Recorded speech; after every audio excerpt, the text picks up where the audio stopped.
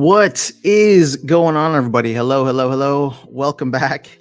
It's been so long since we last chatted, I feel like. Not much has changed, but obviously I was streaming last night because I was super excited about the potential announcement for Land 1.5, which ultimately did not come. And so last night was still fun, but obviously we are going to be waiting. So sticking with the usual Tuesday morning stream here with you guys, we can go ahead and jump into, I guess, whatever you guys want to talk about. There's maintenance happening, or I mean, usually maintenance happening, but I don't know. I don't think there's anything like major coming out. We are seeing a major pullback though across the entire crypto market. You can see it's a slew of red here across the board. The thing is, Bitcoin goes down like 1%, and then everything else just kind of follows along in much more dire range. So for example, SPS is now down 3% on the 24-hour. And so, Hive is, why don't they have a little thing here on Hive? I'd be curious to see. Oh, that is still hot. Woo. All right. So, where are we at? Oh, somebody's burned a ton of DEC. Hell yeah. Good for you. I don't know why you did that, but we were sitting in the positive as well. So now we're negative 2 million over the last 2 hours here, which is fantastic. Or sorry, last 24 hours, which is fantastic. Something that is going to creep up on us sooner rather than later is the final Riftwatcher airdrop. I believe we're probably about 10 days away from that now, or 11 days away. So that should be coming over the next couple of weeks. I would expect to see stats by this on the next town hall. If we have another town hall on Monday, I would be shocked if they did not include stats for that on Monday. That would be really disappointed. Let's see here, or disappointing, I should say. What else? What else are we talking about? I've been playing. I just got started into Holozing. I need to read through the rest of the white paper, but that's I'm just earning tokens and trying to see how fast I can sell them. But I'm actually curious to see how the game does. It looks clean. There's a solid lineup of developers there. I'll probably end up doing a video for it at some point this week. I know I keep promising that I was going to do like the parallel white paper, but that thing is a book, man. That thing is a book, and it's so dense and it's so fascinating. And so I just need to get back to it. I should have read it on the plane ride back from After Dark, but I guess what did I do on the plane ride back? You know what I did? I think I was on Twitter the entire time. I was on Twitter and trying to answer like YouTube comments and stuff like that, because it was a shorter flight. It was like less than 2 hours. But yeah, I just remember being on Twitter, not listening to music and being on Twitter, because I was supposed to sleep since I did not sleep enough in Atlanta. But I don't know, you know what happens. You like open your phone, there's like some pings on Twitter, some mentions on Twitter, and it's just like, all right, time to go down the rabbit hole. Let's see what everybody's been talking about. What did I miss? Okay, so let's see who's here. We got Gregory Levenfield in the house. BC, good morning. New Age, man. New Age, I know I'm going to keep saying it for a while, but it was such a pleasure, an absolute pleasure to hang out with you. I know we only got like a day out of it, but I'm so glad you came, my friend. And I look forward to whenever we can hang again soon. No, that was season end rewards. Mystic Force, what's going on? GFI Gaming, good morning. Oh, you're right, New Age. It wasn't card burning. It was season end rewards. You are absolutely right. See, what would we do without you? Okay, so we printed a lot. I guess it was like 15 million, or usually about 15 million DEC. No, I'm sorry, 7 point something million DEC. So actually, that made sense last night. That's what this little itty bitty pump right here is. And no, that's not a good pump. That's a bad pump, right? Because this is oh, can you actually look at specific days? Whoa, that's cool. It just doesn't tell you the day. It just tells you the amount. Okay, I had never done that before. Very cool. All right, so 4.614 billion. We really need to get rid of these leaderboard prizes. Also, I would be curious how you guys would feel about getting rid of rebellion packs and chests. I kind of mentioned it on the video this morning as one of my takeaways from the town square last night.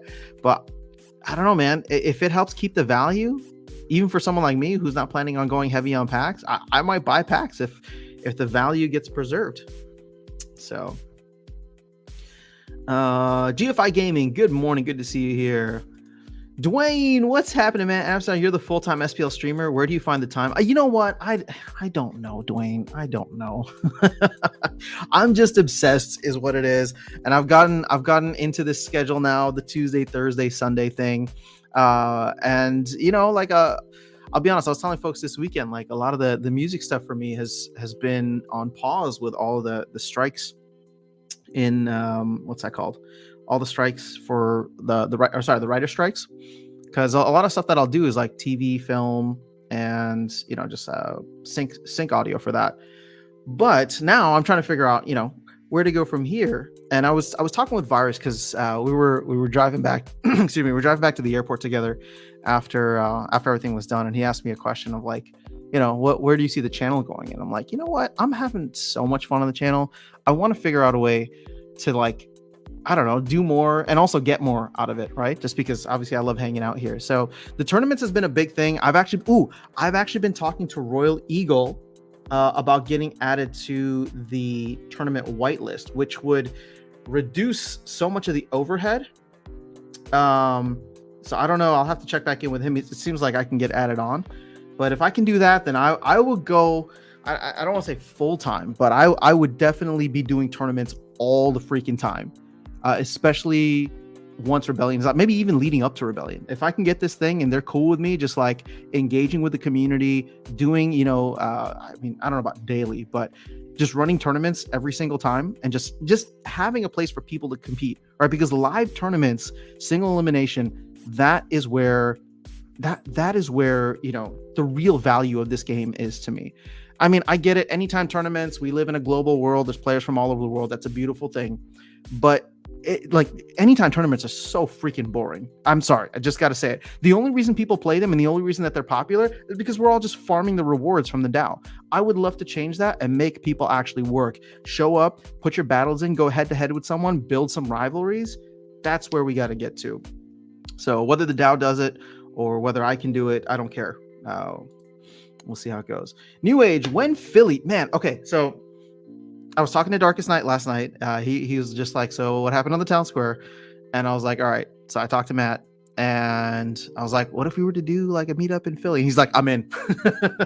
So when Philly, gosh, you know what? This will be the first time I'm going to put a date out there on it. But I would say that the earliest would be in March. Because that's kind of what we were discussing yesterday. So it's not going to be anytime soon. And in fact, I think it would be fun to do another meetup maybe a little bit before that. But yeah, March might work. I don't know. We'll see. March, April, around that time. So mainly the reason for me not wanting to do what's that called? The reason for me not wanting to do it earlier than that is it's still winter time, right? January, February, it's not going to be pleasant. I would rather do, if we were going to try to meet up in the new year or like meet up early in 2024, I would rather do California, right? Because I know there's some folks in LA and San Francisco. So that could be something interesting. Steve was supposed to come this past weekend too.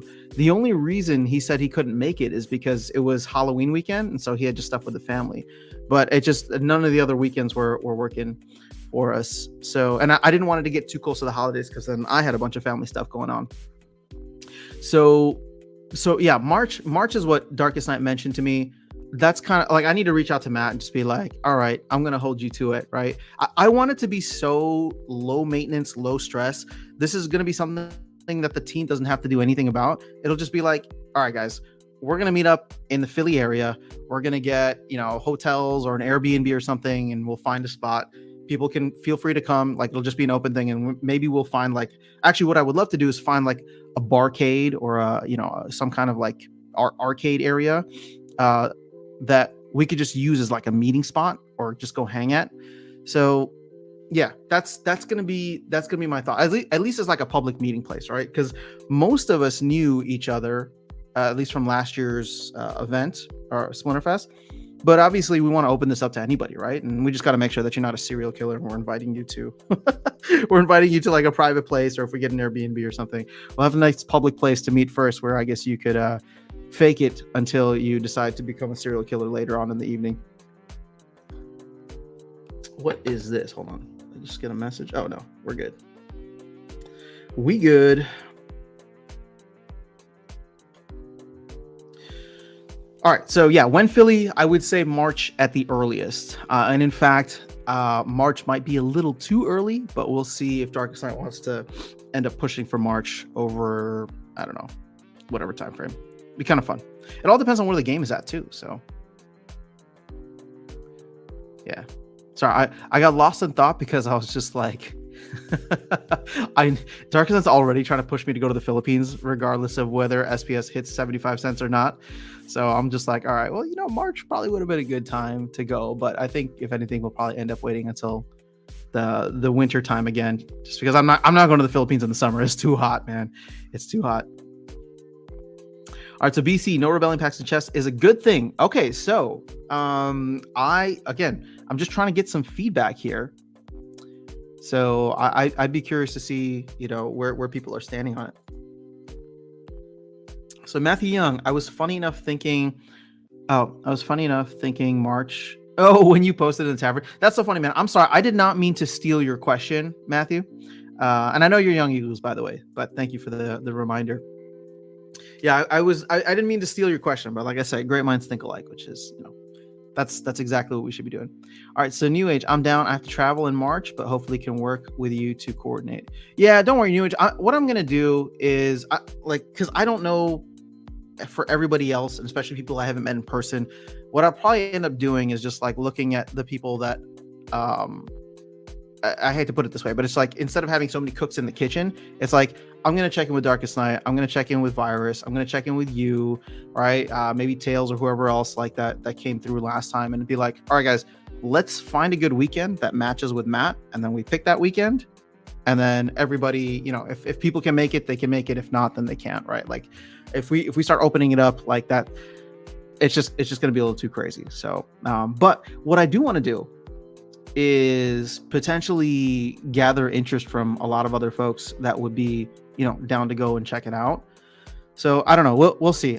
Again, this will probably end up being a little bit bigger than what we did in Atlanta, which was super chill. We just, hung out near Darkest Night's place and then at Darkest Night's place for most of it. But yeah, I don't know. Maybe again, I was talking to Darkest Night last night, and he's like, you know what? It was super chill. He's like, screw the hotels. Let's just rent an Airbnb. We'll rent a mansion, man. We'll just have a big party. I'm like, okay, fine. You know what? I'm in. Let's do it. But we need to get an idea of everybody first. Good morning, Gathering the Magic. Hope everyone had a great end of season. I didn't get any gold foils or any legendary cards. It was quite disappointing. I haven't even posted a video of my end of season rewards just because I was too busy yesterday. But yeah, maybe I'll just skip it this season. We'll see. All right, so no worries at all. I'm happy you're in on this. The more the merrier. Me and Blew It, if you know him. Yeah, I saw you guys were posting together. We live close, and I mentioned it to him first, and now it has snowballed, and I'm so excited. Sweet. I mean, that would be great. Are you, because I know Blew It is in the New Jersey area, right? So are you up around there too? And how difficult is it for you to get to Philly? I think, hold on. How long is the flight? Hold on, let's see. How long is the flight from Houston to Philadelphia? 3 hours and 30 minutes for me. And I lose an hour. But that's not too bad. Damn, that's like going to California from Chicago. Holy crap. No, that's over 4 hours.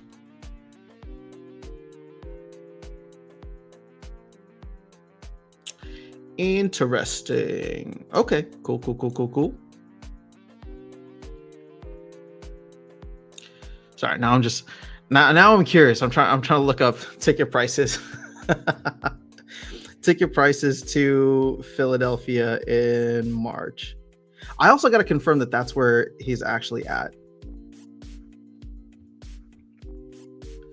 Let's see. I don't even know the Philadelphia airport. Philadelphia. Delphia PHL.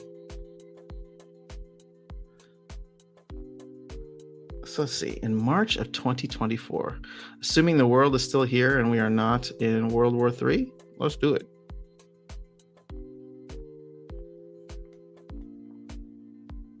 Oh, March might be tough for me too.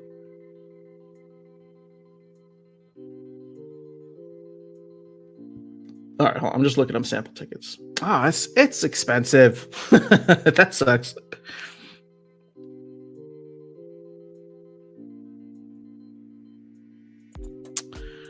Yeah. Yep. I mean, not super expensive. I could probably get it for like $400, but that's not. I'm just used to traveling because with a little bit of a flexible schedule, I just like go on random days or like better travel days overall, and then I'm just used to getting sweet deals whenever I travel.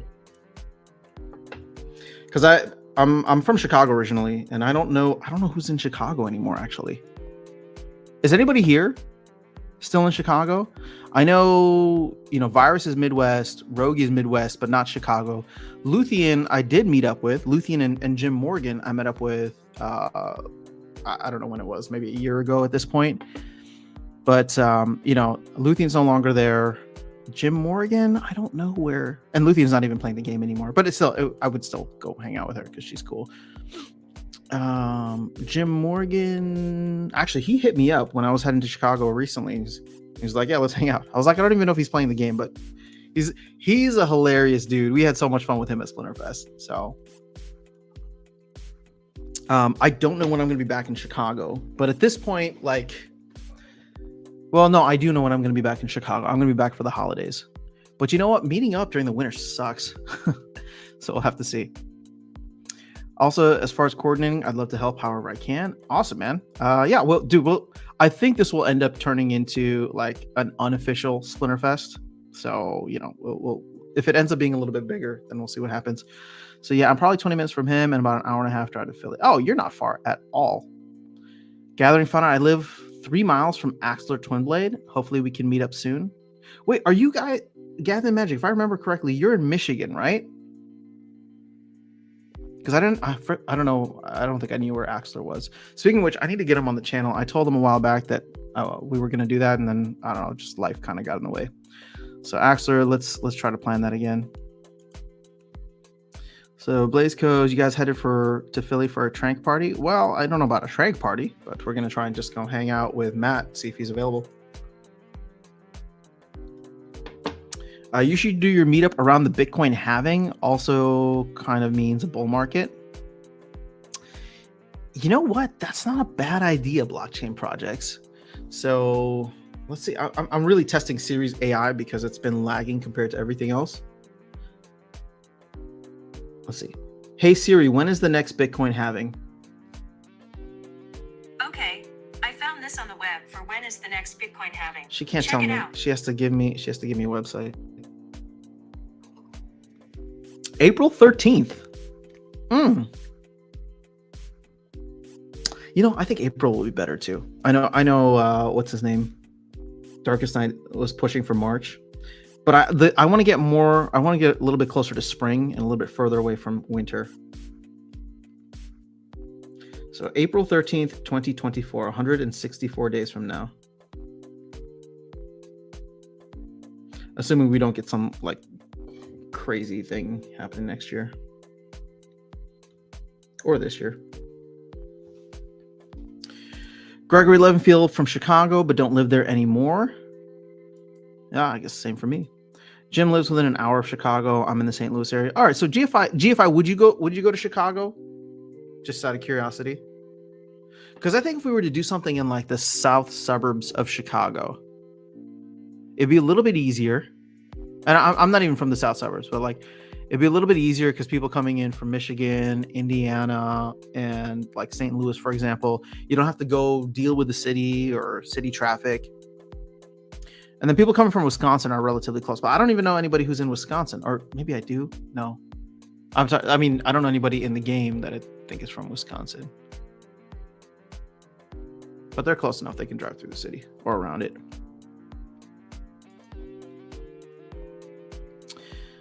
All right. So, hey, Virus is here. Let's go, man. Dude, we had so much fun this weekend. What a good time.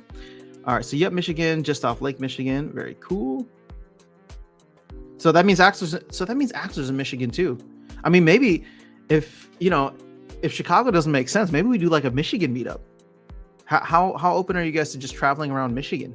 Because I know Virus is well, I don't want to dox anybody, but Virus is around the Michigan area too, we'll call it. So if I can make a recommendation though, Philly is very condensed. The Poconos would be a great spot to get an Airbnb, and it would probably be cheaper. Okay. I've never been to Philly, so this would be a good reason to visit. Although, what's funny is I'd never been to Atlanta before, and we did zero sightseeing. Darkest Night tried, he offered, and it was appealing, but part of it was that, he lives further out from the city, that it would have been like, it just would have been a headache to go to the city, drive there, drive back, and we would have missed out on a bunch of time to actually like just hang out with some other folks. So I guess I'll have to make a trip back to Atlanta to do something, I guess, and do more of that. But Philly would be fun too. And here's the thing. I mean, I don't mind traveling. Sorry. I'm excited to travel and meet people. That's what it's more about. I mean, the sightseeing stuff I'd love to do if I had time. But for me, it's more about just hanging with people. So being actually in Philly itself is probably not going to be the most ideal thing. Only about an hour to get to Chicago from me. I would be up for a meetup. Well, maybe. I mean, all right. Let's give it a shot then. All right. So maybe I'm only off on Sundays. Okay, GFI. Gotcha.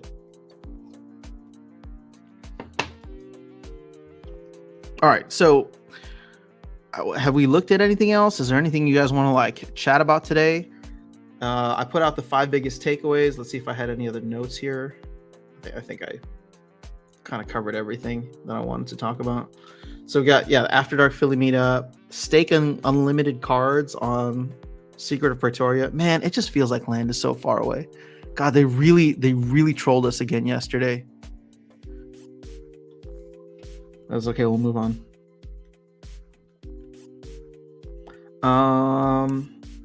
Let's see here. Ooh, let's talk about this vintage format.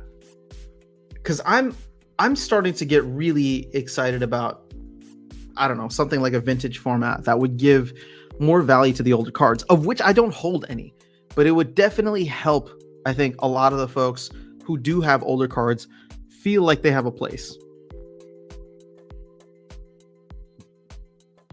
So that's something. What else were we looking at yesterday? No land update. Oh yeah, Matt doesn't like the mini sets idea.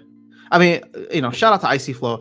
The way that Icy Flow presented it to, I think presented it to Matt, I think was a little aggressive. I wouldn't have gone that aggressive because Matt immediately was like, that sounds like a lot of work. I don't think we're gonna do it. But maybe we'll be able to sweet talk him into it at some point. Yeah, I guess it's all the notes that I had.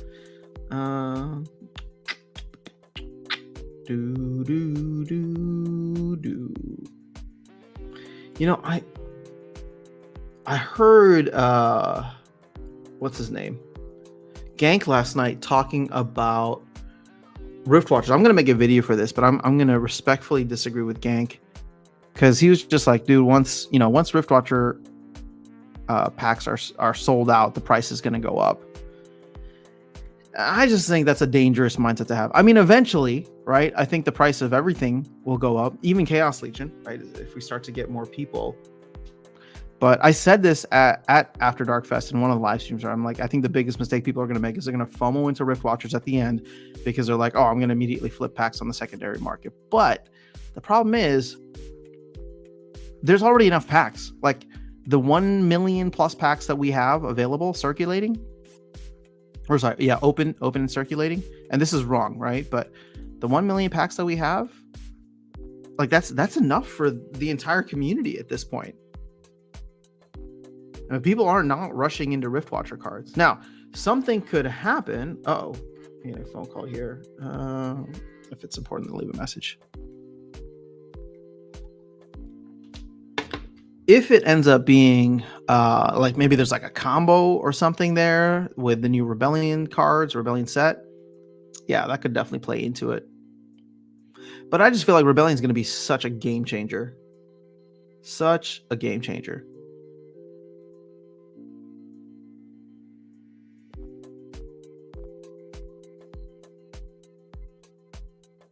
It'll almost feel like a new game, right? I mean, we're going to have the summoner tactics. Let's talk about dual element summoners.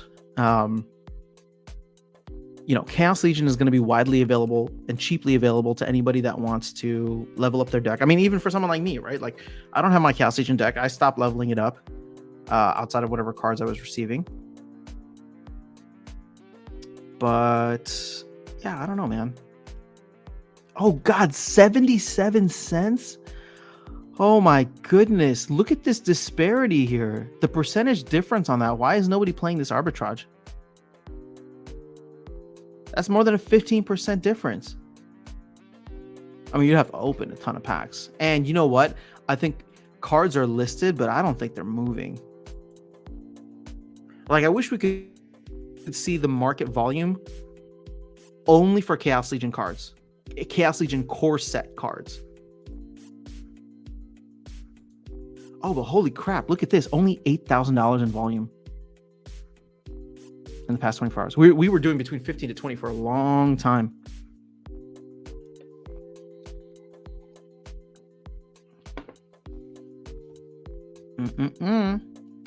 All right. Gather the Magic says, going to try to talk with Steve and BB on next Monday about Soulbound cards. Nice. I was actually just catching up on their chat. I knocked out so early last night. But I was just catching up on their chat, and I still need to finish it. So Virus is invited to. Ooh, Virus making the rounds. That should be a good conversation. I'm in the Northeast. I'm down for a meetup, Philly or North. All right, Brandon, let's go. Would love to hang with you in person. Actually, that would be a ton of fun. I'm trying to think. I'm wondering if we need to like figure out some like hubs, you know? I think ultimately, like, if Matt ends up making this into something, that Philly will end up being a hub, or, you know, around Philly.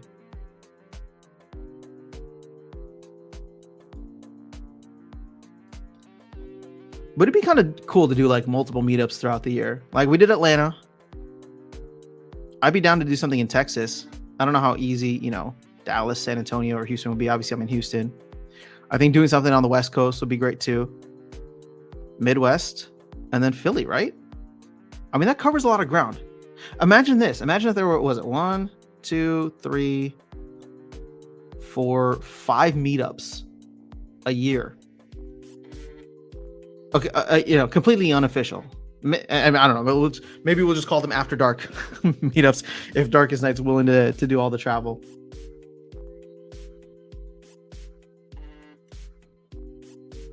That could be kind of fun. The thing is, I feel like this whole area here, we're definitely leaving these guys out. But, you know.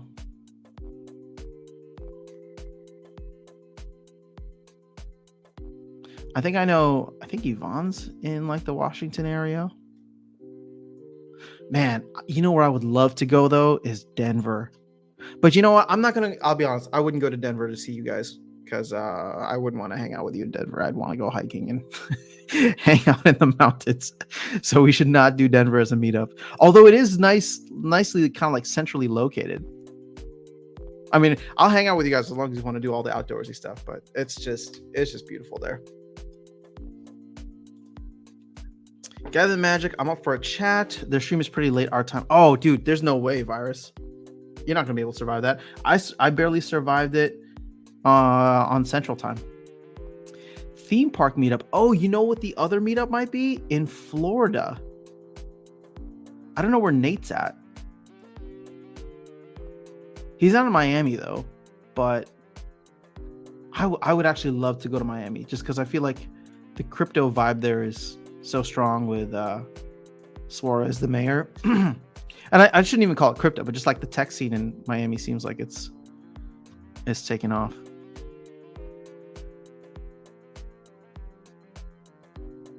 And there's a lot of fun places I would love to go visit. And if I could do it just to like meet all the other cool Splinterlands folks, that'd be pretty awesome.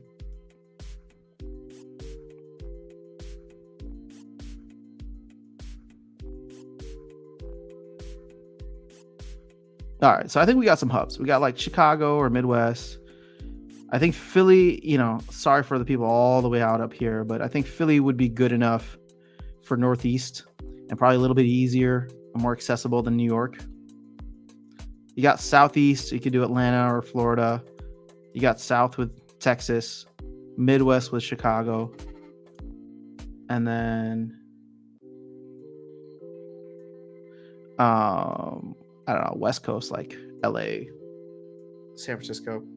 Although I'll tell you this right now, I don't want to go to San Francisco. I've never been a fan of the Bay Area, but especially I've never been a fan of the Bay Area versus SoCal. But especially with like all the videos that I see coming out of the craziness that's in San Francisco right now, I don't want to go anywhere near that. All right, so let's close out of some things here. So I did delegate some HP over to Holozing. And I've been slowly getting some rewards. I guess I can keep claiming them, why not? So now I've got about 100 Zing staked.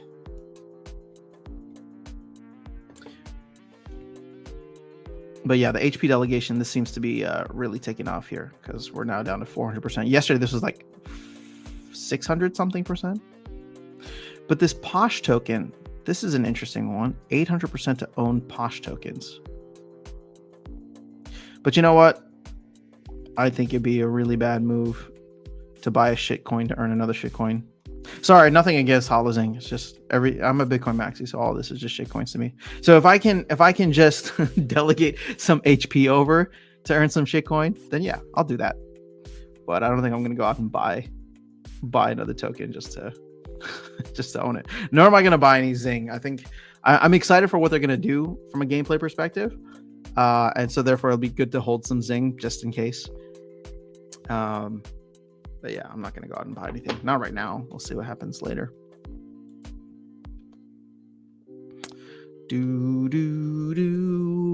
All right. Whoa, you guys started chatting a lot. Oh, wait. Yeah, Gathering, you're Eastern time too.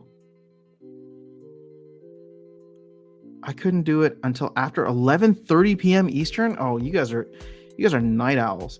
These last two nights, Sunday and last night after getting back from Atlanta, like at like 9:30, I was like, I'm out. Because I think I got like 5 hours of sleep the first night, 4 hours of sleep the other two nights, and I was just like, I was running on caffeine and adrenaline.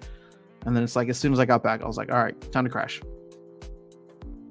Come to Switzerland if you like mountains. Wait, Gregory, are you in Switzerland now? That's dope, man. Okay, hold on. I know I closed the map out, but I know there's a lot of folks in the UK. There's folks in Germany.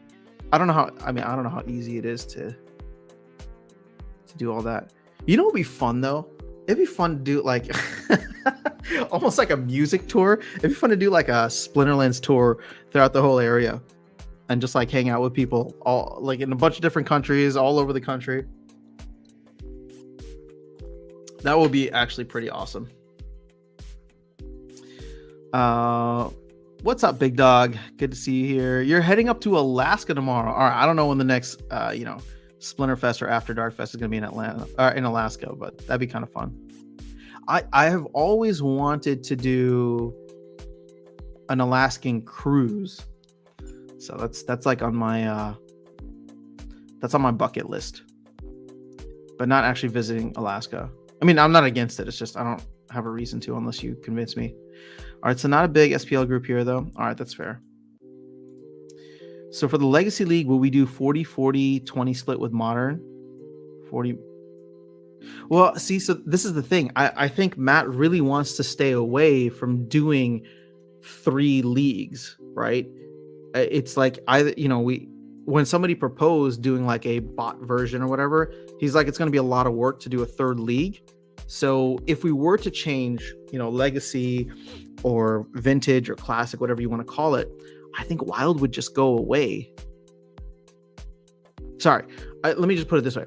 I think wild going away would be the easiest way for the team to implement it without putting a ton of time in. So, but I mean, I would be down to split it evenly across all 3 leagues if they were to do that. And then I was mentioning last night that if we were to stop land, right, stop the SPS rewards going land, we can filter some of that over. So Alaska is beautiful. Went on a family cruise there a couple of months ago. Oh, nice. Okay. Yeah, I mean, I've heard it's beautiful. I've heard the cruises are fun, but I mean, I wouldn't be opposed to going, I guess, to Alaska itself. I just don't know what to do there. Gathering ahead to the middle of nowhere, Alaska, Bethel. Oh, okay. I don't know if you guys have seen. There's a True Detective new season coming out, and I think it takes place in Alaska. I saw the trailer recently. I'm like, ooh, this looks good. I mean, nothing has been as good as the first season of True Detective. Like the last 2 seasons have been like meh, but I don't know. I guess I'm excited for this one because it's different. Chaos packs are 85 cents now. Just bought 120 packs. Oh, look at you rising up that floor. Let's see how fast Splinter Cards adjusts. Now, how often is it pulling that information? It went down. It's at 76 cents now. That seems not good.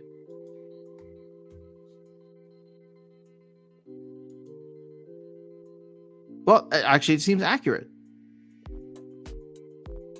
Big Dog, where'd you buy them from? I don't see your name here. Or are you not about me?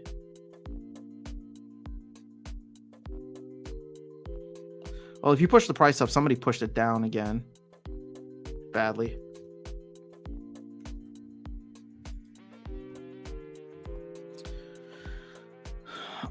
Let's see. Dice 12, just finished your recap. What's up? Good to have you here, Dice. Thanks for hanging out. Matthew says Philly is a beautiful beautiful city. So I'd be 100% into that.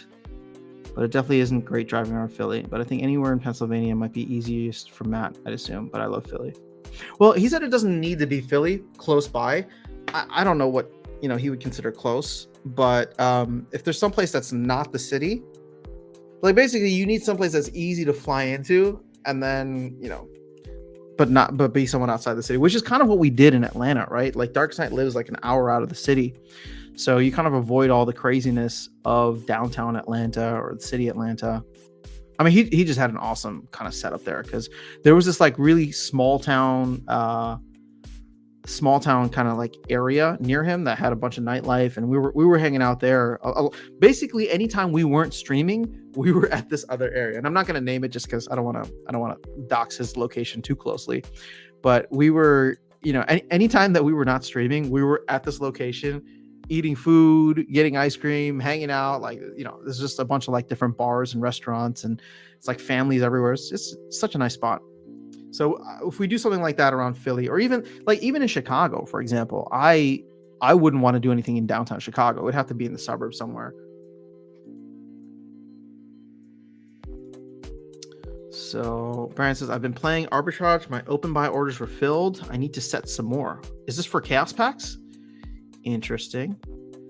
That's my fault. Tails!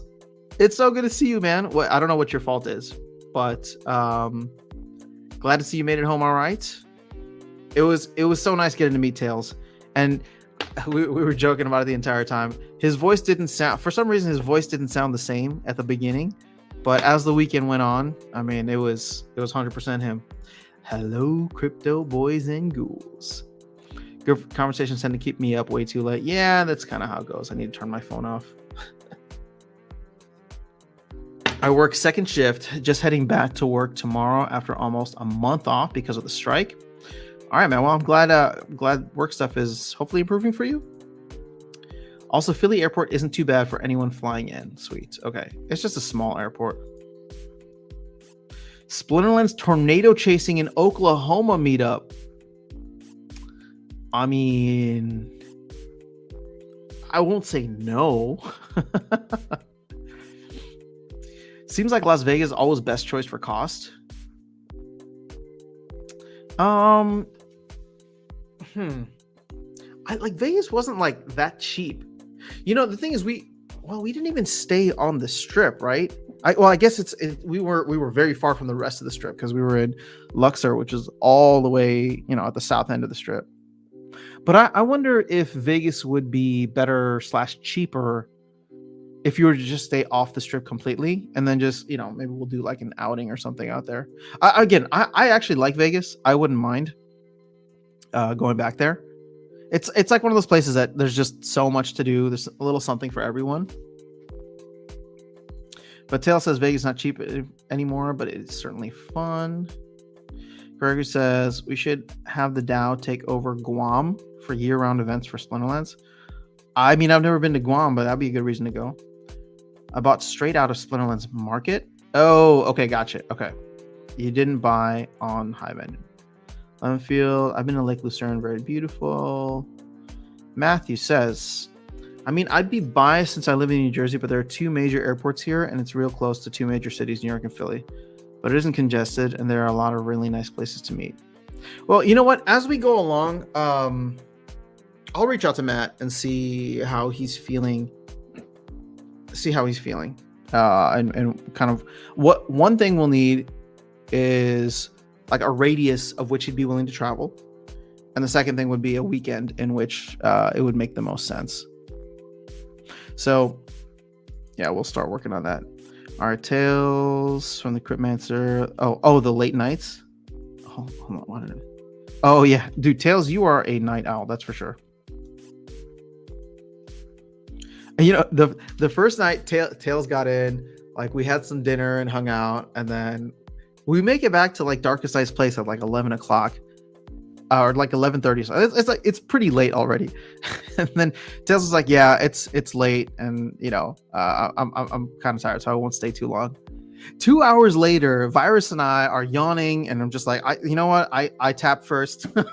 I'm going to sleep because I want to be functional tomorrow. And Tales is like, "All right, fine. I guess I'll leave now." All right, so Switzerland is a fantastic place, a bit pricey, but great crypto regulations. Well, I mean, they've always been known for being neutral about stuff, so that's good. Chance is selling 23,000 CL packs in Discord. Who's Chance? Why is that name not ringing a bell? Congrats on the UAW win. I don't know what that is, but congratulations to whoever you're talking to. Ellis Island. Oh, Vegas is dirt cheap if you go during the week. Okay. Well, there's the life hack there. I don't think we'll be able to swing that. I went to the first Splinterfest and would definitely go again.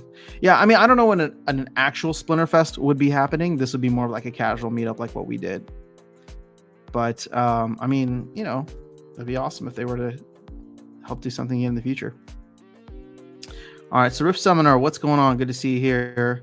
He's asking, I do know Matt has made the trip out here. I did have an opportunity to make a crypto event that he went to here in New Jersey, but unfortunately had to work. But I would think as good as timing he'd do New Jersey. Interesting. Okay. Well, Blue's out there too.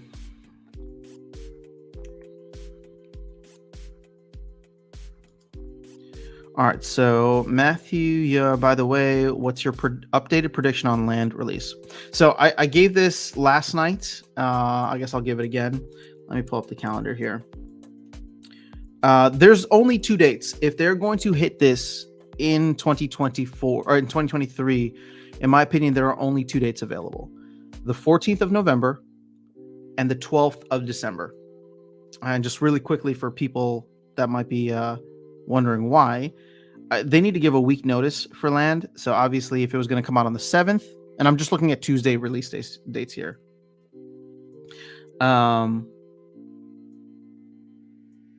Let's see. So yeah, if it was going to be the 7th, they would have announced it yesterday. So 7th is out. 21st is out because of Thanksgiving. I would say the 28th is out as well because you're coming out of a holiday and then you're going into the December 5th, which is a major release for them with Rebellion and Tactics and all that. I don't think they want to be messing around with land potentially when they have another big release set. So that leaves December 5th is then, Rebellion. So really that leaves only the 12th I mean, maybe the 19th, right? But again, the 12th will be the week after. So you're still the week after Rebellion. So you're still stacking major releases. But I think there's less concern about there being issues, like exploitable issues, I should say, with Rebellion, because they've done pack set releases before. Yeah, the new mechanics might come in and people need to like whatever, but that's not going to be something that like is totally exploitable and changes everything. Where, you know, like if they come out with land and for some reason, like, you know, part of it isn't workable, or like occupied plots are messed up on day one, and everybody who's like going to clear this, like, people will be furious, right? And so like they would need to be like on top of that. Whereas, you know, if Rebellion comes out and like Summoner Tactics doesn't work, they'll be working on it, but that's not going to like change anyone's life, or, you know, the Summoner Tactics and all that. So my guess would be the 12th, maybe the 19th, if it does get pushed to December. But again, the 19th is within a week of Christmas, right? Christmas is the following Monday. And I just have to imagine a lot of people are going to be like off or just not available around that time. So if I had to bet, and I guess I'll bet with Matt here, there's a 90% chance that it gets launched in November, on November 14th. And that was based on him saying the 4.5 out of 5, which is just 90%. Yeah, that's my updated thinking right now. If they do not get it out in November, I think there is a non-zero chance, a very strong non-zero chance that it actually gets pushed to 2024. Because I think, you know, Matt's just probably in a position where he does not want to overburden and overstress everybody. So I can imagine him saying like, you know what, we missed the 14th. It sucks. People are just going to have to live with Rebellion and, you know, land 2024, as Darkest Night said, and he will never let us live it down. He literally even told me that on the phone last night, because as soon as I told him, like, oh yeah, dude, we got trolled again last night with the thing. He's like, land 2024. He's like, you know, I'm always going to hang my hat on that. I'm always going to be giving you guys shit about that. I was like, yeah, no, I know. You were right. You were right. From June of 2023 to 2024. Hold on. Icy Flow, what are you sending me? Icy Flow just sent me something on Discord. Is this something urgent? I don't think Icy Flow is even here right now.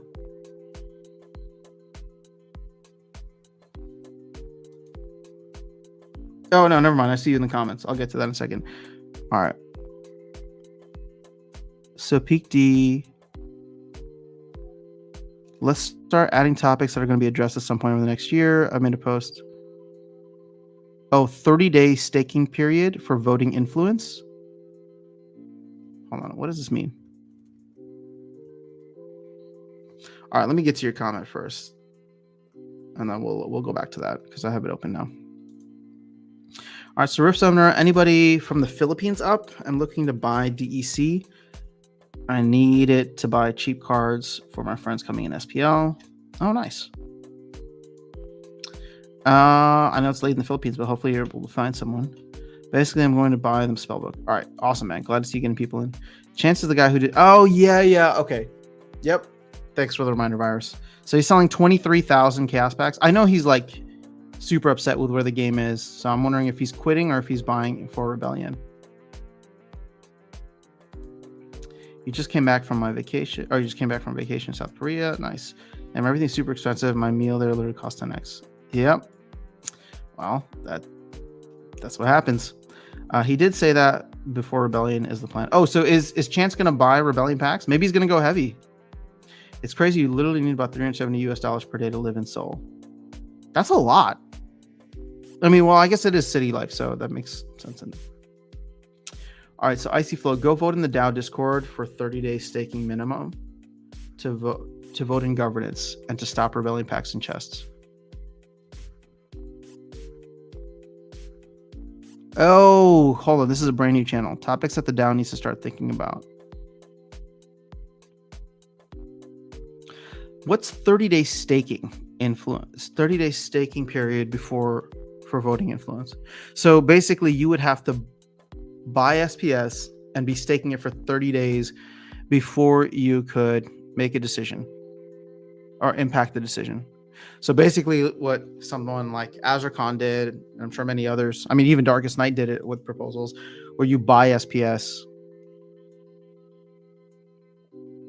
in order to influence an outcome. I don't know how I feel about that. Because I like the idea of like whales playing whale games and going on and buying a ton of SPS in order to like push a vote.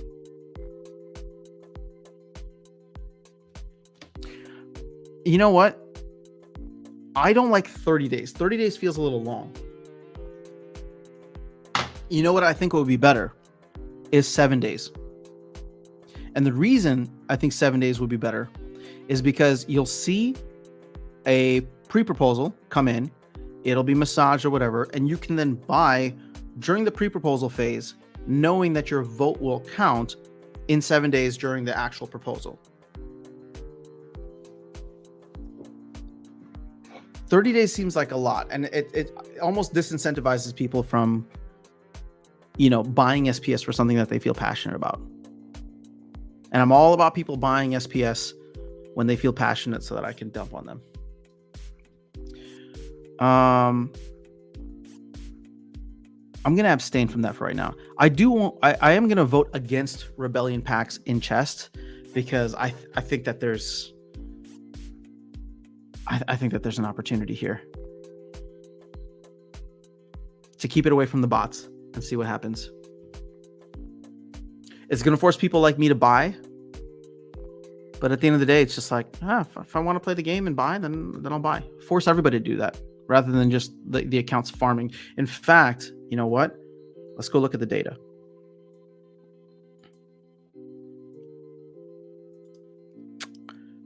In honor of Tails, let's go look at the data.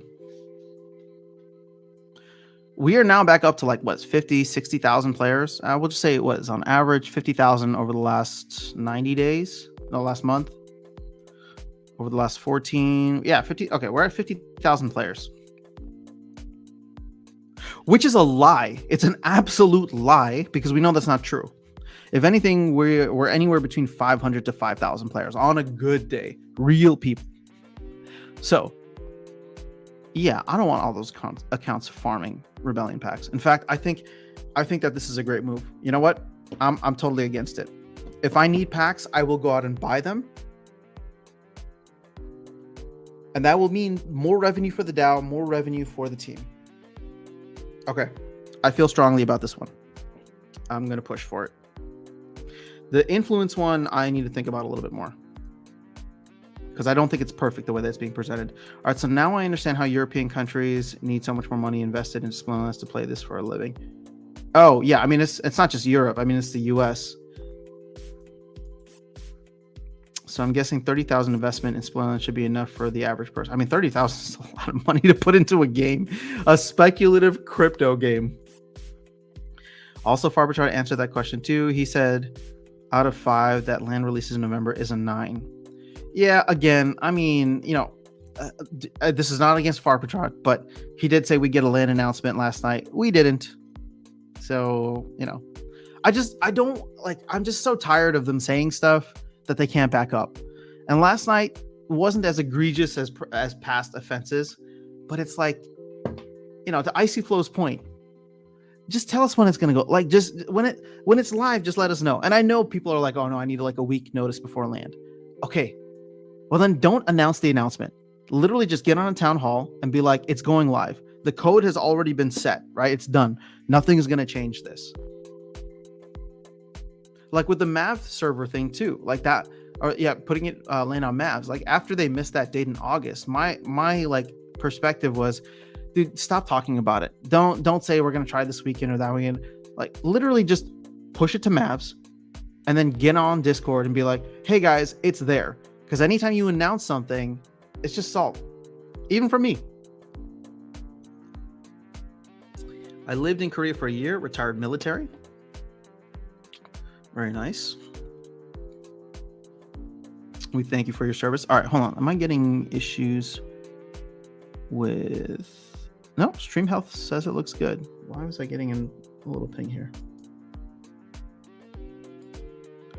All right, Icy Flow is here. All right, so GFI Gaming says between Rebellion pre-sale, land coming, if we can make Soulbound cards unlockable and get the Rebellion general sale out in a month or two after release, new Soulbounds unlockable day one would keep the hype going. Yeah, you know,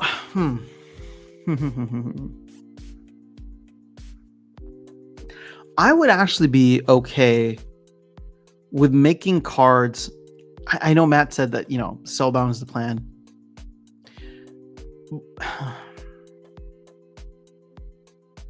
But in a way, I think I'd be okay with us going back to non-Soulbound cards. Hear me out. As long as there is a requirement to unlock it, right? They come Soulbound to you, but they are unlockable day one or maybe after the first month or two.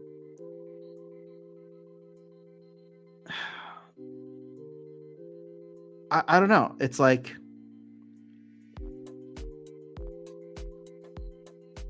they're burning DEC, they're burning vouchers. I see that as a net positive. If somebody wants to come in and buy a bunch of cards, yeah, don't get me wrong. I like the proof of time, proof of effort concept that Soulbound cards were there initially. And maybe I'm just getting to a point where like I'm frustrated because, you know, I haven't like loaded up on all the legendaries yet. And so therefore, like, you know, the rewards every day have gotten boring for me in a sense.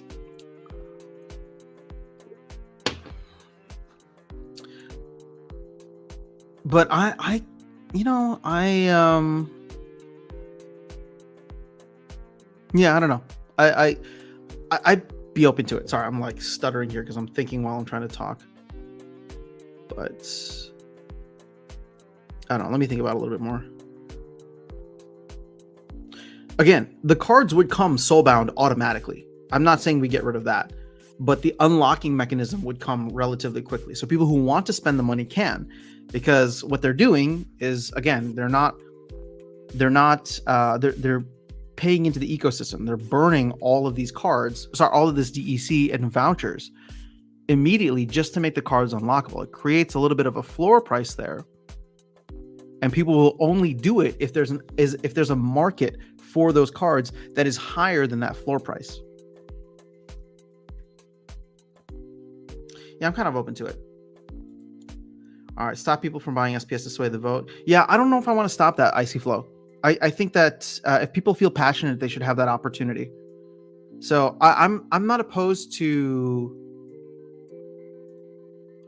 I'm opposed to 30 days. I might be more open to a much shorter time frame. In my home province in the Philippines, after the minimum wage here is $7 per day, $3.70, and so yeah. I mean, don't get me wrong. The world, different parts of the world, the disparity is crazy. The scary part is there's enough liquid SPS to monopolize the DAO vote if someone wants to do a hostile takeover. Well, okay, so Icy Flow, this is where it gets interesting. Yes, there is, but do you know how much they would have to spike the price of SPS?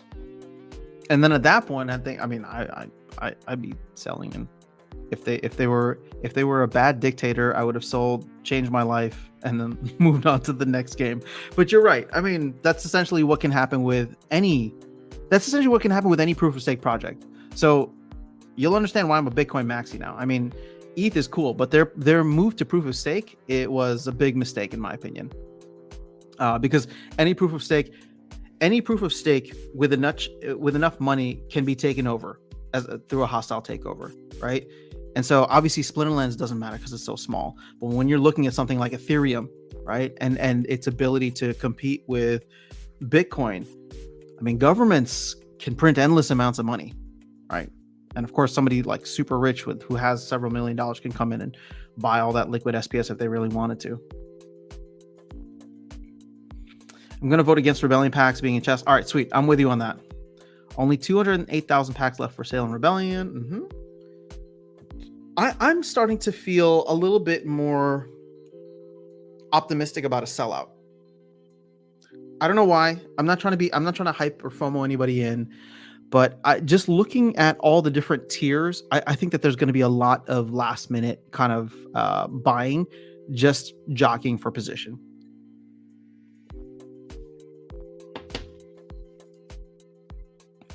right, so Ghost BG. So what reward would be adequate to replace the packs? I don't like having nothing to replace them. Well, packs were always just a small percentage in the first place. So my assumption would just be SPS gets split up a little bit more. I also liked another suggestion I'd seen, Rebellion packs only in modern chests. Ooh. Yeah, I mean, if you really want to piss off the old OGs, that's what you would do. I don't think I want to piss off the OGs. So it's an interesting suggestion, but I probably would not be in support. Farp has said a lot so far. Farp has said a lot.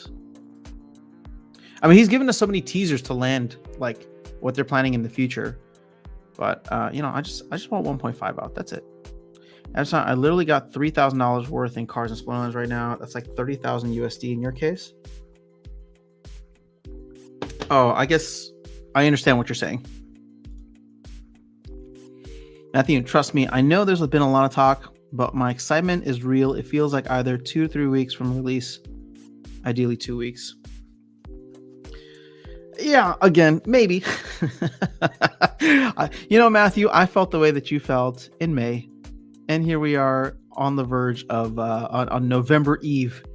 So I hope your excitement is rewarded, unlike mine was 5 months ago.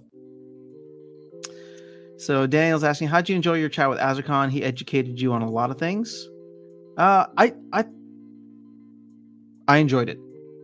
I think it's really important. Now, here's the thing. You know, I have how do I want to say this? Azarcon has reached out to me about several things in the past, more related to like Hive and the stuff that I was doing there. Nothing major about like Splinterlands. And I know that he's, you know, he can be abrasive. And one of the things that I asked him in the past was like, why? you could be much more of a, you know, a collaborative force. But, you know, I wanted to give him that opportunity to talk through that last night, why he does the way, you know, things the way that he does. And, you know, the comments on that video are juicy, right? Or spicy, we'll call it, because obviously he's been very abrasive and rubbed a lot of people the wrong way. So I didn't expect it. Obviously, there's a lot of personal shots being taken, which I don't like to see on the channel. Just because, like, you can take shots at me, I don't care, but don't take shots at other people, right? Like, that's just not what I want to be promoting here. But at the end of the day, I think the important thing is whether you like him or not, whether you agree with him or not, he is a force to be reckoned with in the Splinterlands ecosystem. And if we want to find a way forward to actually, you know, make some positive changes in this game, I think we need to learn how to work with him and with everybody, like with everybody who has a high stake, right? I've said this in the past, and a lot of people got offended because they're just like, oh, you know, I have 100,000 SPS staked, and I'm being told that I'm a nobody, right? Like, I have 250,000 SPS staked, and I don't think that I can sway votes with my stake, right? I'm trying to sway votes a lot of times with my voice and what I do with the channel. But I can understand, you know, people getting offended by that. Now, do I agree with them being offended? No, that's the harsh truth, right? Like, it's a decentralized oligarchy. If you want to have a larger voice in the game, nobody's stopping you from buying SPS. So go out, buy some SPS, and then your voice can be heard, right? At the end of the day, this game, crypto, traditional financial markets, and literally the freaking world are run by people who have the most money. Money is power. And it's not that I'm saying that that's the right way to live. I'm just saying that's the reality that we live in. So when it comes to Azarcon, when it comes to anybody who has a large stake in the game, I think it's important to figure out ways to work with him. And I hope that last night it showed, or whenever we chatted, whenever you watched it, I hope that video showed that, yes, he's abrasive, but he's approachable. He's not, you know, some irrational whatever. He comes off abrasive in, you know, in Mav chat, which I think is actually the worst way to interact with him. If you just DM him and say like, hey, I have an idea, right? He's probably not going to be an asshole to you in a DM. He's going to be like, I don't think I would vote for that. And my follow-up then would be like, okay, well, how do I get this to be something that you would vote for? And then he might say, no, I don't think I would ever do that. And then it becomes, it goes back to you or whoever it is that wants to try to push a proposal forth to be like, well, can we swing the votes around him despite him, or maybe just drop it. I don't know. And again, Azarkan is probably the most vocal and the most abrasive out of all of them, but you could see that there's a bunch of whales. Like, you'll need to get their buy-in. And so I've never put forth a proposal, but I know that if I were, 100,000 DEC is not a small amount of money. Whether I'm supplying it or somebody else or it's crowdfunded, it's not a small amount of value. I am going to do my due diligence, which I don't think a lot of people do. And I'm not trying to blame them, just because we're so early in this process that hopefully last night was a little educational of how, like, it's not a democracy, it's an oligarchy, right? So it's like, go figure out who's going to vote this through, right? Go have those conversations. And this is why I'm big on Clayboyne coming in, because I think Clayboyne is going to put in the work to develop relationships with all of the top holders so that he can quickly and easily go to someone and say, hey, there's an idea floating around for this. How do you guys feel about it? Before this person spends 100,000 DEC just to get voted down and they feel salty and they leave the game, let's have this soft consensus layer. This is just the way things are going to work. And if you want to have a bigger voice, go buy more SPS. Nobody's stopping you. Like, you can literally go in a private wallet, private whatever, right? And buy it through Ethereum, buy it through the BNB chain, bring it in game, stake it, and your voice is, your voice will be equivalent to whatever your SPS stake is. So I don't know. That's just the world that we live in. I hope that it was helpful for people. I know there's a lot of people who are, you use that to air even more salt. And it's just like, okay, well, you can complain about the world, or you can try to find a way to live in it. And I hope that yesterday was at least a little more informative into how to do the latter.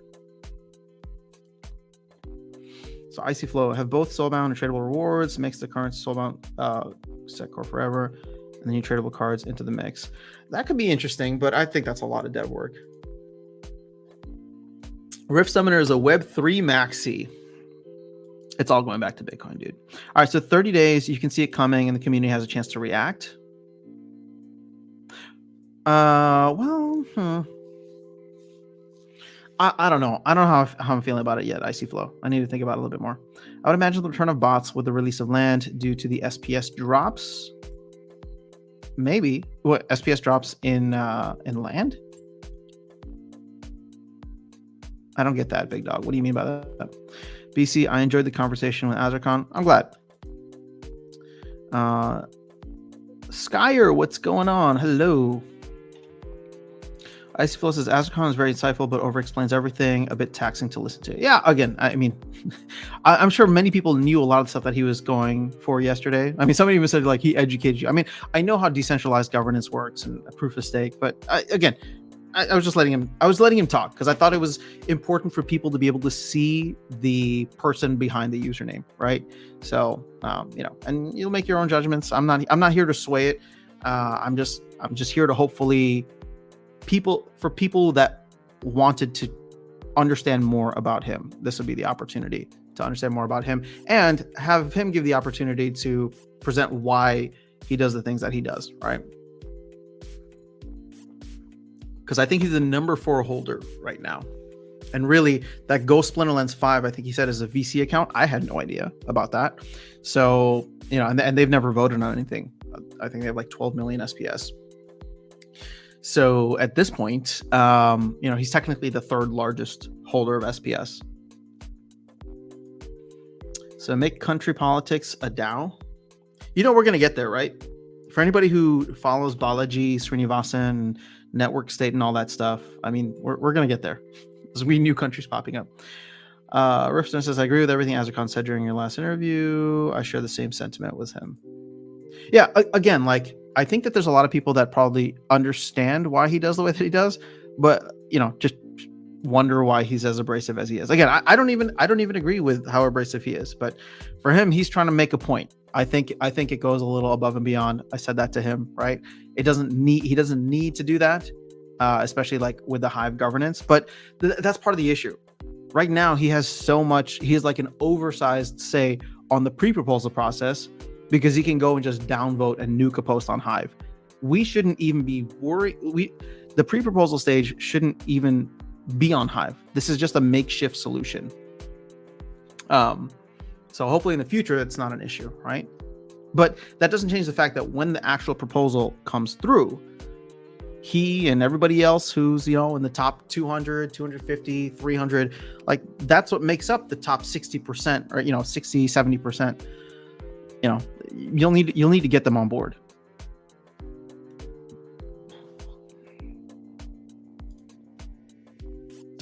All right, so I believe land will be the only way for SPS returns. Oh, okay. Well, I don't mind if somebody bought land. In fact, aren't we all going to bot land? My hope is that, what's that called? Peak Monsters or Splex or someone creates like an auto claim button.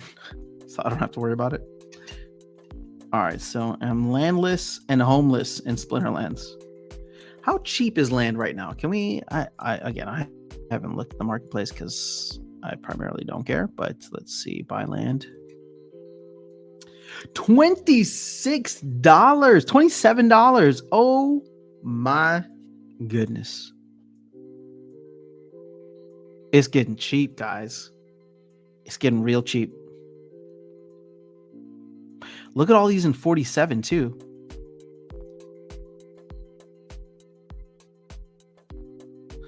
All right, let me see what's the Area 51 premium right now. $60, dude. This premium is over 100%. Get the hell out of here. This is 51. Oh, 51.9.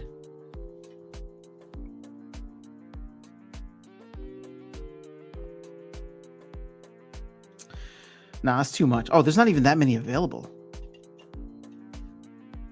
Why is my table like... I gotta like redo the screws here. All right, so Magical Fire, Epic, Occupied. Only common plots. Oh no, one rare, one epic. Huh.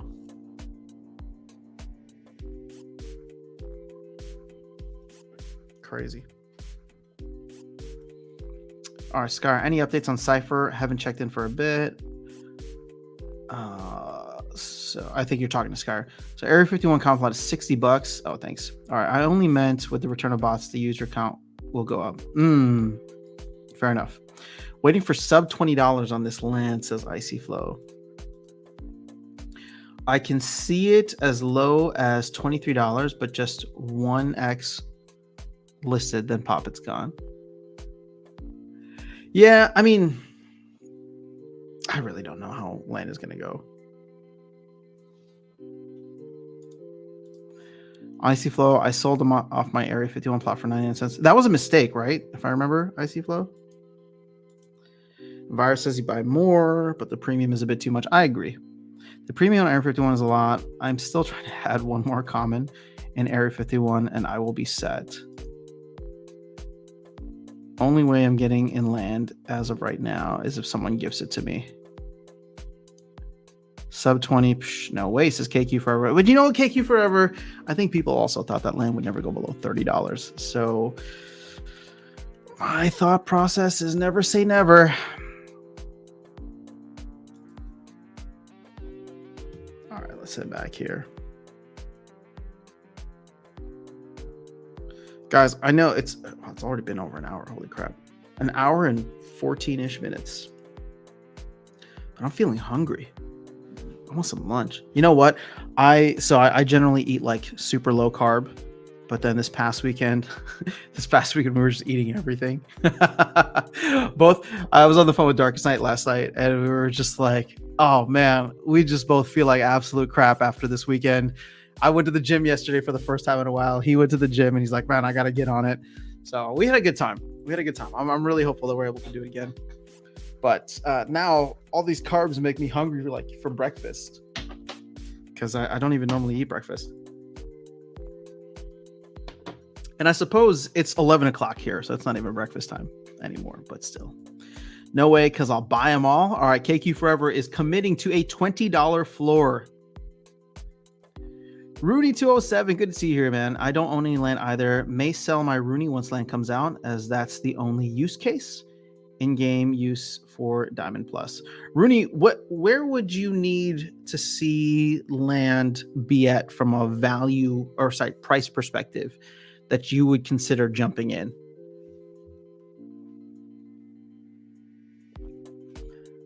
Hold on, I want to see. Let's go to the rich list. So Vugtis has the most plots. Damn, that's insane.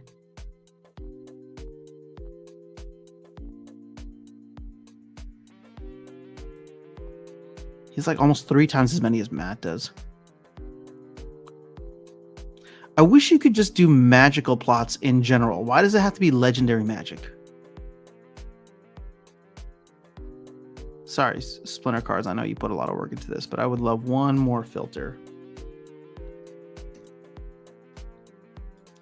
Rooney says, not sure about land prices as it's a necessary evil. I mean, I understand it's a necessary evil, but would you ever want to get in? Or are you just like, it's a necessary evil, so it needs to be there? Gotta run. See you later, Gregory. I actually want to buy a gold foil Rooney. I'm still thinking because gold foil Lux is an option too.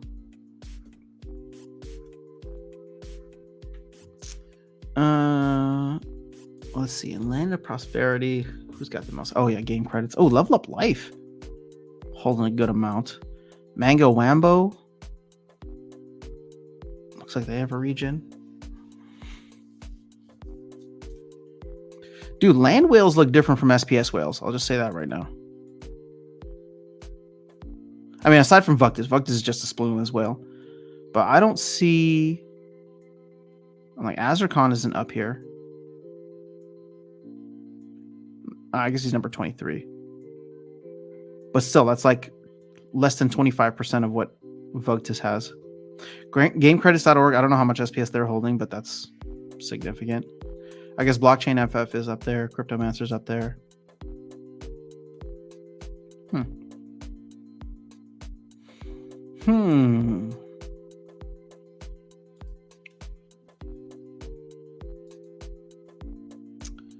So, in Land of Prosperity, let's see who's got Level Up Life with 9 keeps. Oh, I guess if you own a region, you get 9 keeps automatically. My name is somewhere here. I forgot which. Was it the region? No. There it is.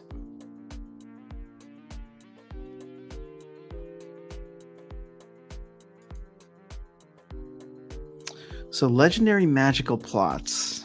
This is going to be, well, I mean, legendary magical, is not going to be enough. Sorry. There's going to be a bunch of other magical plots that'll just, sway it. I just can't wait to put my gold foil cards on my keep. Let's go. Marie says, I may get into land if it's fun and it's not just a DeFi dump. So far, everything I've heard, land is just a DeFi dump. Agreed. It is just gamified DeFi. And the thing is, here's the thing with land, right? If you like managing all this stuff, then there could be intrinsic value and entertainment. With playing playing land and kind of like Tetrising your land just to figure out how all that works. But if you don't care about all of that DeFi, if you're more into the actual game itself, the competitive nature of the game, you could just, like, when you're ready, instead of buying a land plot right now and figuring out how to work it, just buy the resources when they're available. Buy the resources and create the NFTs yourself, or buy the NFTs themselves once they're done. Like, you don't have to actually participate in this. In fact, I think you're only going to do well in land if you want to participate in it, if you want to set up your business and run it efficiently and come away with some ROI, right? Because it is all DeFi, so it's all going to be ROI based.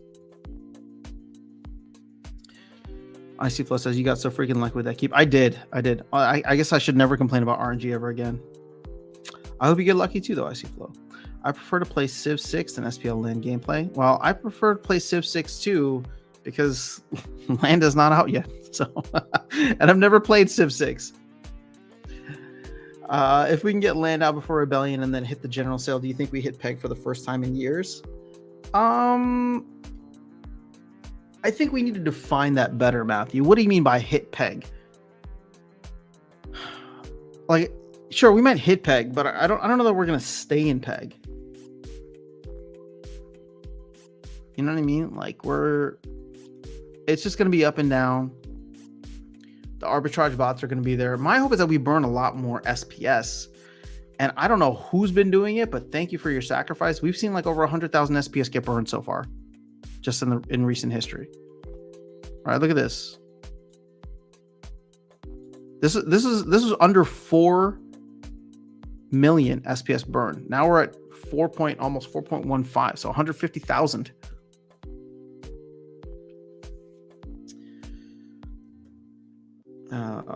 Yeah, but speaking on a Twitter Spaces, what?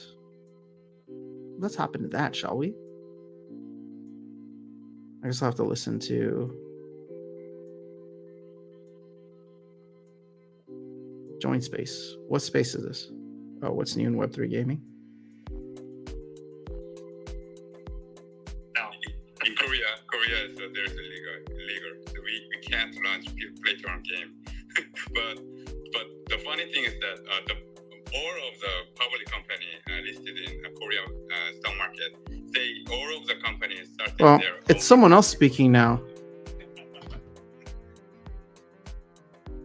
Is he done already? I'll just leave that out in the background. Dude, Matthew, you got one plot and got a keep. Are you even luckier than me? Well done. As the 50 plus land LP becomes cheap over time, I may buy and participate in the same LPs. Depends on the payout compared to the Hive voucher LP. I mean, I don't think anything's going to come close to that. What is it, 36% on the Hive voucher LP?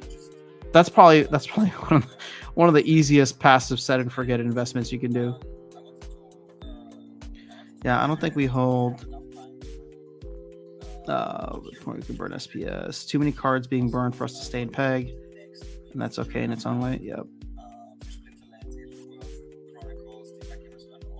All right. Well, I guess I missed it. I'm gonna have to go back and listen to the replay. Did he say anything worthwhile, Brandon? Splinterfresh 2 should be in Winnipeg.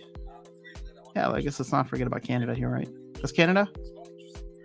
We can get close to peg. The DAO needs to run a trading bot to keep the EC at peg.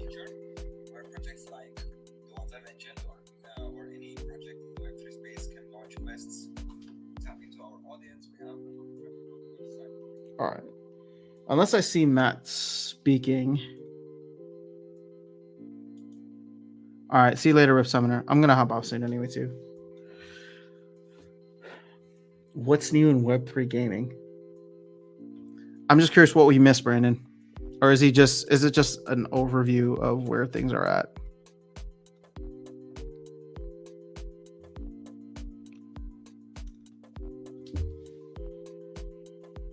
This co-host is still just talking.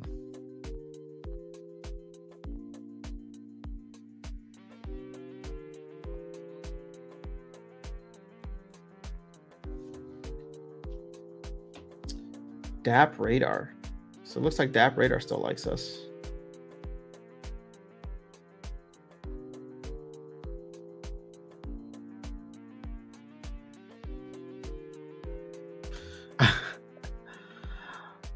Matt spoke earlier. Got it. Okay. Yeah, Matt has a lot of pressure to preserve voucher values for the top SPS and node whales. Yep. Well, I like that he said make vouchers scarce again. I hope he means it. And I would love to see voucher prices go to 20 cents. That'd be awesome. Which is kind of where they're valued at now for the rest of the Rebellion sale.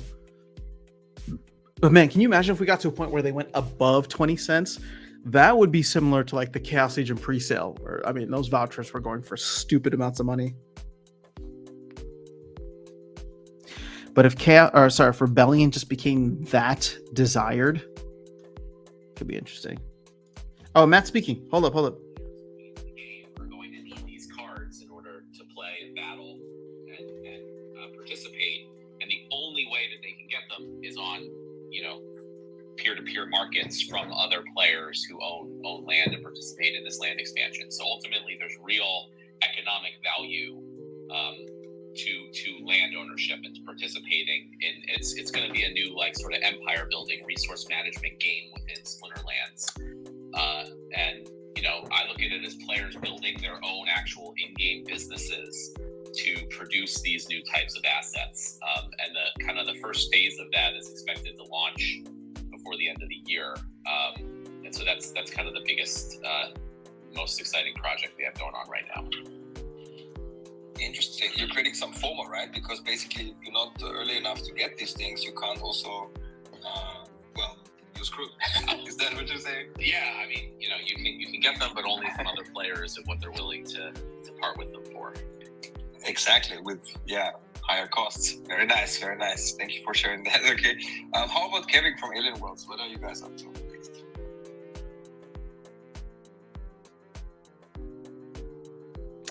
You know what? Okay, Alien Worlds might not be here anymore. This might be interesting to listen to because there's a lot of folks from like other games. So this might be a nice thing to just go back and check out. Keiki Forever, this is a Twitter Spaces right now.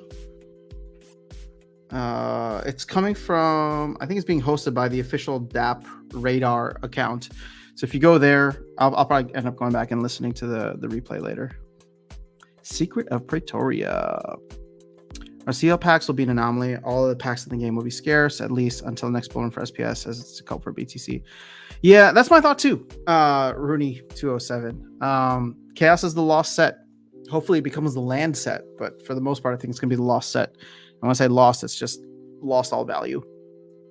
Oversupplied. And unless we get a bull run, here's where Matt could make things interesting. If he's able to extend the Rebellion sale. Sorry, that's a bad way to phrase it. If Matt is able to extend the time between Rebellion and whatever comes next, therefore Chaos Legion has value, we could see a lot and that happens during a bull run, we could see that be a time in which Chaos Legion gets picked up by a lot. Now, Matt, it's going to be the exact opposite, right? Because Chaos Legion will be like beta at that time, and people will be coming in to buy a bunch of Chaos Legion cards that will be rotating out of Modern. But it'd be cool is if we had, those cards will still have value in Wild. And so if people come in and they're like, oh, well, I still want to play this game for the long run. These cards may not be playable in Modern, but they're still very plentiful in other areas, such as Wild or Vintage or Brawls. Could be good. Future card management will depend almost exclusively on Secret of Pretoria. Agreed. I don't have Twitter. Can't listen to it. I hope it's reposted somewhere. Interesting. Would you want me to, if it ends up being good, I could take the audio and then repost it here on the channel, ICFlow. Do you want me to do that?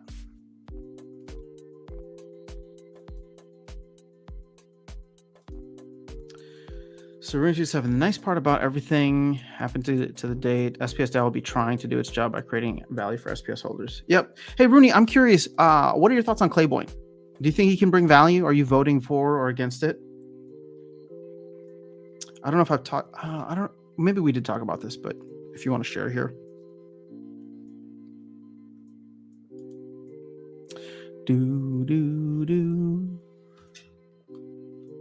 All right, I'm keeping an eye out in case Matt pops up as speaking again.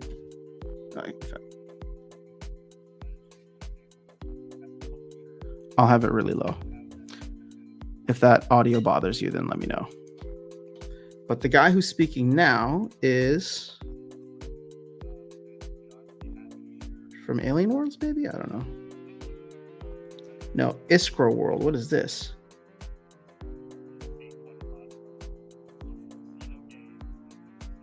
Yeah. Ooh, okay. So we had so much fun doing poker. I need to talk with Virus. I don't know if you're still here, Virus, but maybe we should try to set a date just to do like a little online poker hangout. We can live stream it. People can come hang out on stream. So here's my thing. I will, if you do want to join and we do it online, you will be required to come on. You don't have to share your video, but if we get like 6 to 8 people and we decide to stream the event and just hang out, then and talk Splinterlands, then you will be required to at least have your mic on so people can talk to you. Yes, Clay One will definitely bring value. I believe 60K is way too low for deliverable expectation. I voted against it for legal reasons. Oh yeah, we did talk about this.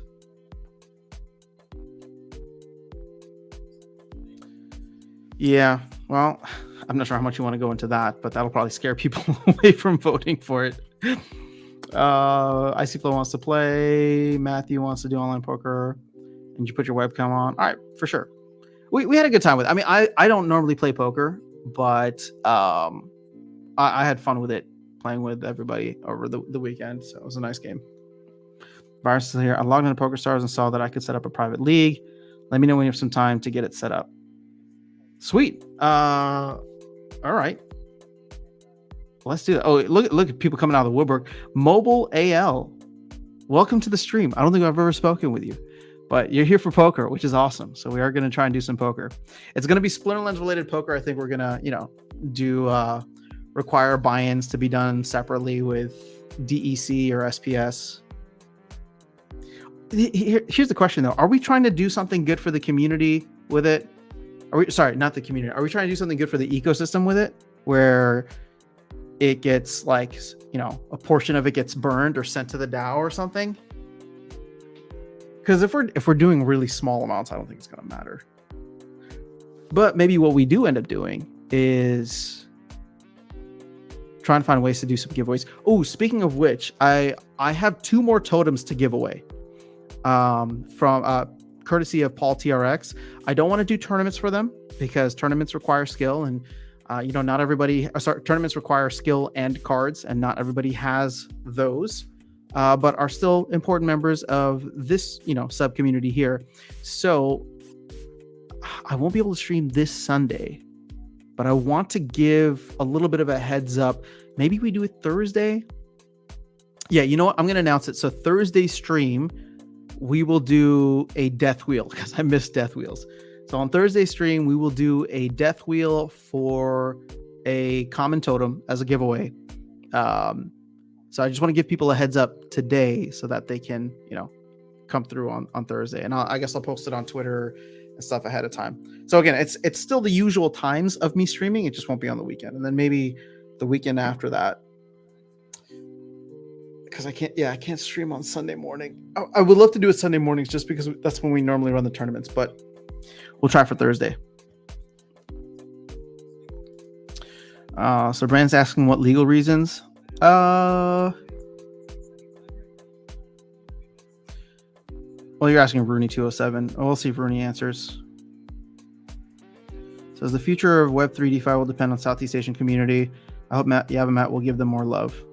Hey man, we're trying to give them more love. We want to go to the Philippines and do some meetups there. And Level Up Life is just absolutely killing it. All right, so let's do like $50. Well, that's a little bit higher than what we did, but wasn't Icy Flow that was calling hands while we were streaming? No, it wasn't Icy Flow. It was Alex Bernard. He's the one who called the Pocket Kings. Called out someone's Pocket. Oh yeah, there you go. No, it wasn't Icy Flow. It was Alex Bernard. So I love Death Wheels. What time on Thursday? So same time. I usually do the same stream, or streams Tuesday, Thursday, Sunday. So unless I got something else going on, this would be November 2nd.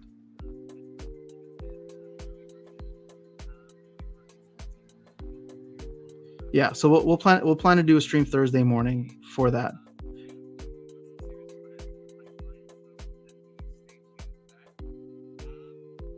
Yeah, okay, cool. I'm glad that we can make an announcement for it. I'm down for poker on Sundays. All right, let's you know what? I want to find okay. I know I've been terrible about like checking in with my Discord server often, but what I'm going to do, if you're not part of it already, and I suck at Discord management, so forgive me guys, but I do want to make like a poker channel under Splinterlands, just so I know who's like interested.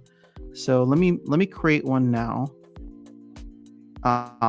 Just so that like we can, you know, if we're gonna hang out there or something. Sorry, if we're gonna set something up is what I meant. So let's do this. I'll just invite people. All right, so copy.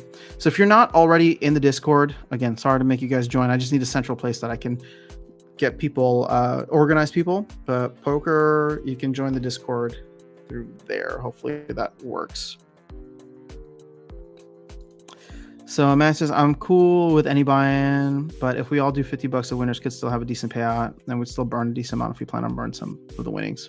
Yeah, so I'm trying to figure out like, if I want to be burning the winnings or maybe collecting a portion of, sorry, I don't know if I want to be burning a portion of the buy-in or collecting a portion to do just like giveaways here for the channel. So that might be an option. Let me think through it a little bit more, but you know, either way, I think it's going to add value hopefully to the community here. So Brandon says, Ally BFF controls SPS Foundation. SPS DAO isn't a real legal entity or consideration. We just need to learn more about this. Ally BFF and SPS Foundation should come forward accordingly. Yeah. So when Bitcoin ETF? I don't know, man. I think they're going to push it off as long as they possibly can.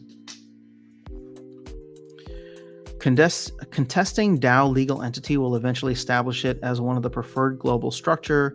It's new and needs to be challenged like ETFs. Oh, here's another one. Jason says, I'll play poker. I recently started dabble in Pot Limit Omaha. It's like Texas Hold'em on roids. Okay. Well, I don't know. I've never tried Pot Limit Omaha. I know Hold'em, that's the easiest one, or the one I've spent the most. I'm curious, Virus, what's the largest amount of people that we could have in a game where, and don't worry about like the stream, but like what's the largest amount of people that we could have jump into a game that would still be okay from a game perspective, even if it's not, you know, even if like the not everybody is able to come on stream or whatever the case is. Because I almost feel like we're going to try to do this and there's going to be a bunch of people that want to join. Oh, the space ended because the host had bad connection. All right, well, that sucks.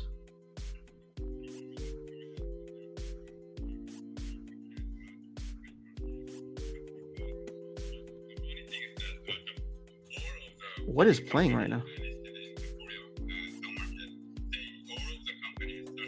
It's someone else speaking. Oh, all right. I have my stream on playing like on a delay.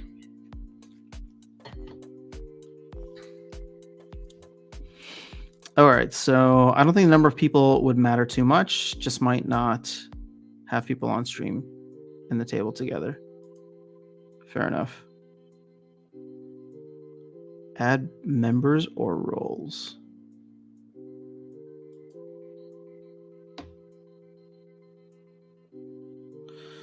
Okay. All right. So there's a poker channel in my Discord under the Splinterlands kind of section there. Please leave a message if you're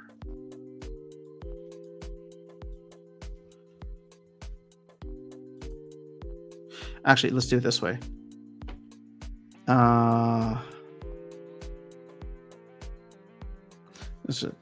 Please leave a message if you're interested in playing. I guess I'll just count it manually.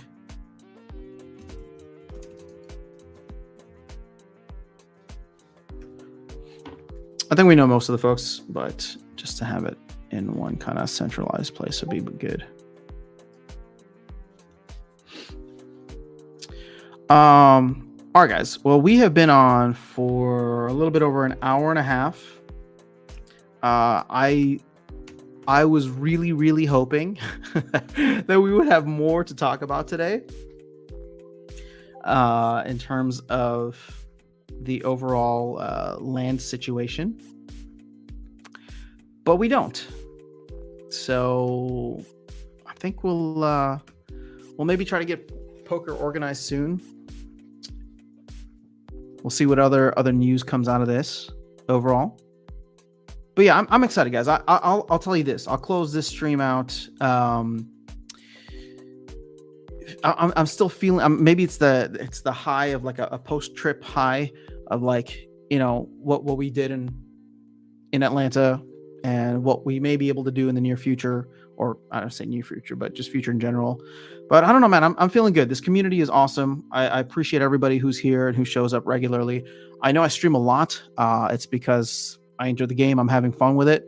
Like I was talking about earlier, I had a conversation with Virus over the weekend, and I'm trying to figure out ways to like take this channel to the next level, just to be a fun hub for like, you know, the community here, whether it's Splinterlands or whether it's other things. Obviously, Splinterlands is the biggest focus, but as you can tell, I mean, there's a lot of people that want to play poker, right? And there's other games that I'm interested in and doing more with. But yeah, overall, that's what I'm thinking through. So hopefully more cool stuff down the line. Now that my brain isn't so fuzzy from a crazy weekend, I am going to try and sit down and see how I can add more value here and just do more fun things, but always open to suggestions. So with that being said, I'm going to grab some food. I hope you all have a phenomenal rest of your day. The next stream, as of now, at the very least, is planned for Thursday, and we will do a common totem giveaway at that point. Maybe I'll stream before that, but we won't be doing a common totem giveaway. I know Darkest has been asking to stream parallel, so maybe we'll do that here. Maybe we'll do that on Twitch. I have no idea. So, but that being said, the important thing is Thursday. If you want a common totem, we'll do a death wheel. We'll have some fun with it. And if there's any other prizes and stuff that people have sent me, I will maybe add that to the death wheel as well. But yeah, I mean, it'd be awesome if we were able to get to do giveaways every stream. Maybe I'll just like save up. I'll save up a bunch of like big prizes for folks, and then we'll go from there. But have a fantastic rest of your day. I'll catch y'all later. Peace.